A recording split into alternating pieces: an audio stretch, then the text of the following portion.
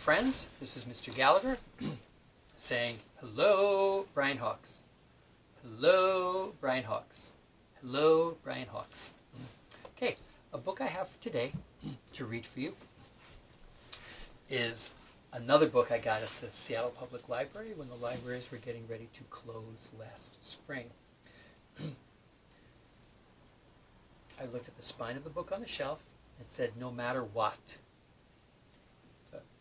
That's an interesting idea for a book cover story. And then I looked at the front page and thought, oh, I'm liking that illustration. You know, when you go to the library at home, your neighborhood public library, there's different ways people look at finding a book. When you're in the Bryant Library, Mrs. Aliverti, this librarian, put her name in your brain 3 times. Mrs. Aliverti, Mrs. Aliverti, Mrs. Aliverti, and press it so it sticks. She's the librarian who takes care of the library and is also helpful with the computer and tech lab when she works with her friend Mrs. Hill. And when you're in the library, we worked last year, Mrs. Aliverti and I, about making the library book collection easier to use for the younger students in our school, especially kindergarten, 1st grade, and 2nd grade. And I helped bring the idea forward about grouping books on the shelves in ways that you could find them easily, the types of books you might be interested in looking at. And so when you take a book off the shelf, something you do is take a look at the front cover. Now, if you're a reader person, you're looking at the words on the side, but many kindergarten students don't do that. So they just pick a book off the shelf, and we'll show you how to do that with a shelf marker and your name and other parts. But right now we're just taking a look at the book. Take a look at the book front cover and you think, this looks interesting to me. You sit down on the rug and then you open your book and browse, which means you just kind of look around the book and think, interesting pictures or not. If you decide that, I'm not so interested in this book now that I see the inside, then there's a special way you replace it on the shelf. We'll show you that later. But if it's a book you think you are going to want to spend more time with, then you check that book out and you take it out of the library and you do certain things which we'll show you when you are there. And I thought this one had an interesting title and an interesting cover, so I did choose to check it out, which means I leave my name with the library. They know I have this book, and then I can take it home. No Matter What by Debbie Gliori.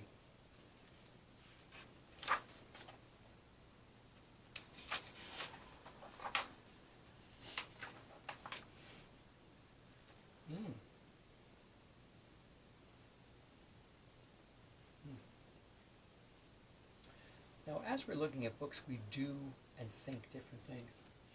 We look at a book like this, and one of the first things someone might think is, where is this happening? It's called the setting in the story, where the story is set. Setting. Let's put that in our brain 3 times. Setting, setting, setting. Press it so it sticks. That's the where the story takes place. And there can be several settings. The story can move around, so it happens in different places.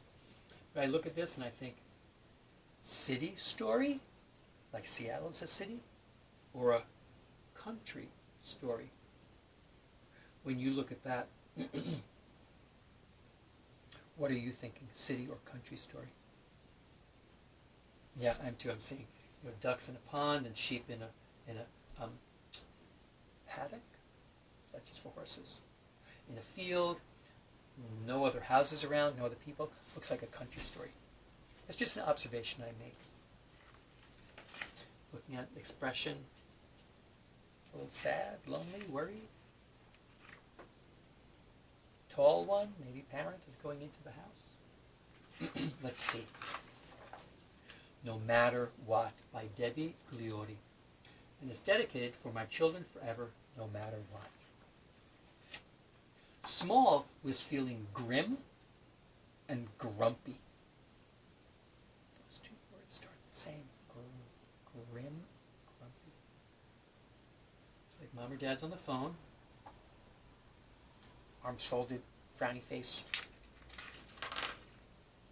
Okay. I don't know why yet. Good grief, said Large. I see, so it's not child or mom or child or dad, it's small and large. Good grief, said Large. What is the matter? There's the kindergarten word again. The. What is the matter? Is a kindergarten word too. Oh, whoa. Mess. Spill. Furniture upside down.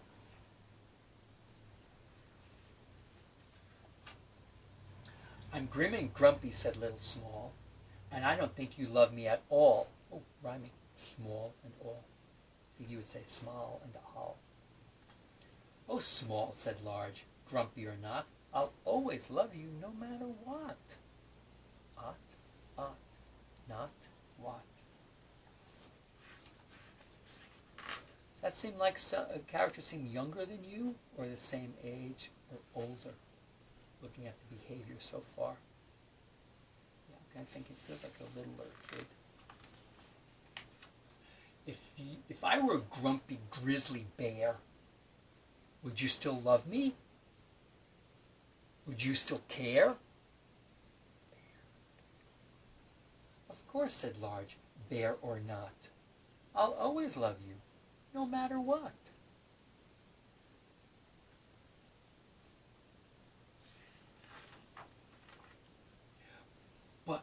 But if I turned into a squishy bug, would you still love me and give me a rhyming word? Hug, yes.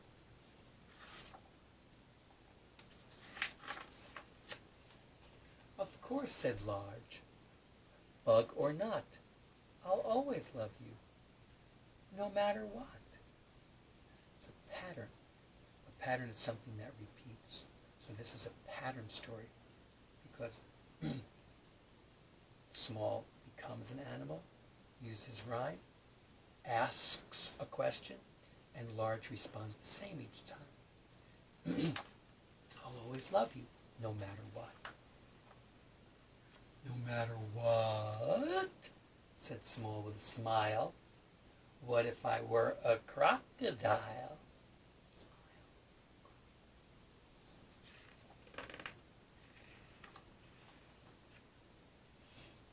I'd still hold you close and snug and tight and tuck you up in bed each night. But does love wear out?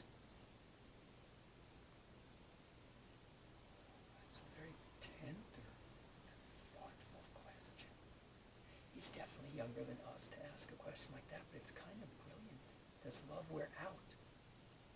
You know, like clothes wear out, or blankets wear out, towels wear out. But does love wear out? Does it break? Or bend? Can you fix it or patch it? Does it mend? With time together, a smile and a kiss, love can be mended with things like this.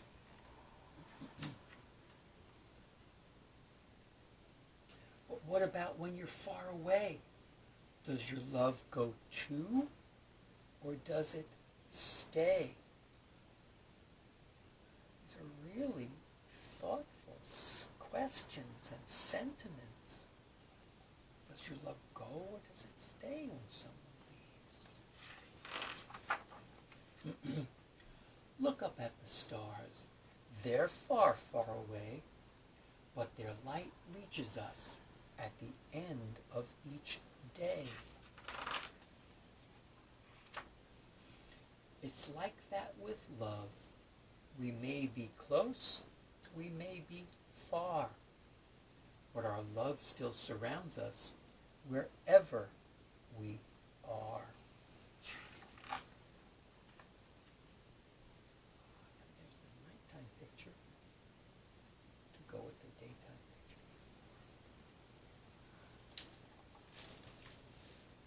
My heart.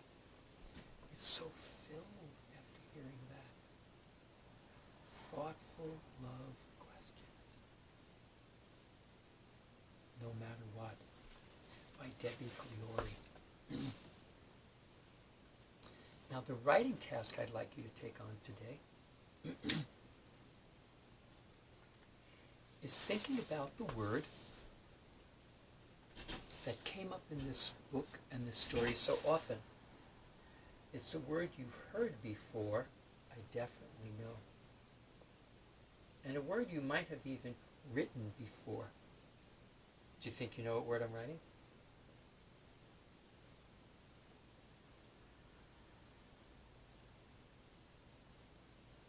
It's the word love. I'd love it if today you did writing about love. And giving you lots and lots of choice as a writer. To be your creative self and write and draw about love today. Love can take so many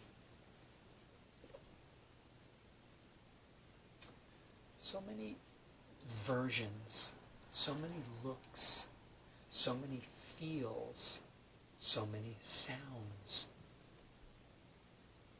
Please write about love today. And connecting our squiggle on another piece of paper. Be sure your name is at the top. And then, do you think you know what the squiggle shape? I'm just going to give you a full shape today.